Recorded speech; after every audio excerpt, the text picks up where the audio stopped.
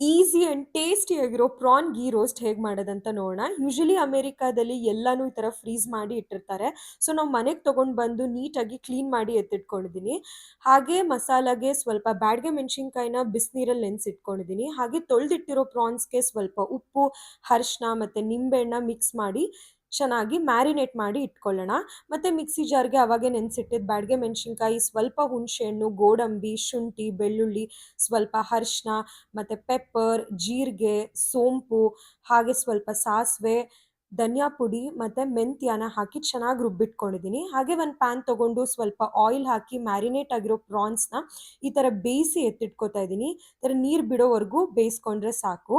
ಹಾಗೆ ಮತ್ತು ಅದೇ ಪ್ಯಾನಿಗೆ ಸ್ವಲ್ಪ ಜಾಸ್ತಿ ತುಪ್ಪ ಹಾಕಿ ರುಬ್ಬಿಟ್ಕೊಂಡಿರೋ ಮಸಾಲನ ಚೆನ್ನಾಗಿ ಫ್ರೈ ಮಾಡ್ಕೊಳ್ಳೋಣ. ಮತ್ತು ಸ್ವಲ್ಪ ಉಪ್ಪು ಹಾಕ್ಕೋತಾ ಇದ್ದೀನಿ. ಈ ಥರ ಚೆನ್ನಾಗಿ ತುಪ್ಪ ಎಲ್ಲ ಬಿಟ್ಕೋಬೇಕು, ಅಲ್ಲಿವರೆಗೂ ಫ್ರೈ ಆಗಬೇಕು. ಅದಾದಮೇಲೆ ನಾವು ಏನು ಮುಂಚೆನೇ ಫ್ರೈ ಮಾಡ್ಕೊಂಡಿದ್ವಲ್ಲ ಪ್ರಾನ್ಸು, ಅದನ್ನು ಆ್ಯಡ್ ಮಾಡಿಕೊಂಡು ಚೆನ್ನಾಗಿ ತಿರುಗಿಸ್ಕೊಂಡ್ರೆ ಸಾಕು. ಈಸಿ ಆ್ಯಂಡ್ ಟೇಸ್ಟಿಯಾಗಿರೋ ಪ್ರಾನ್ಸ್ ಕರಿ ರೆಡಿ ಆಗೋಗುತ್ತೆ. ಒಂದು ಸರಿ ಟ್ರೈ ಮಾಡಿ, ಸಖತ್ತಾಗಿರುತ್ತೆ ಟೇಸ್ಟು.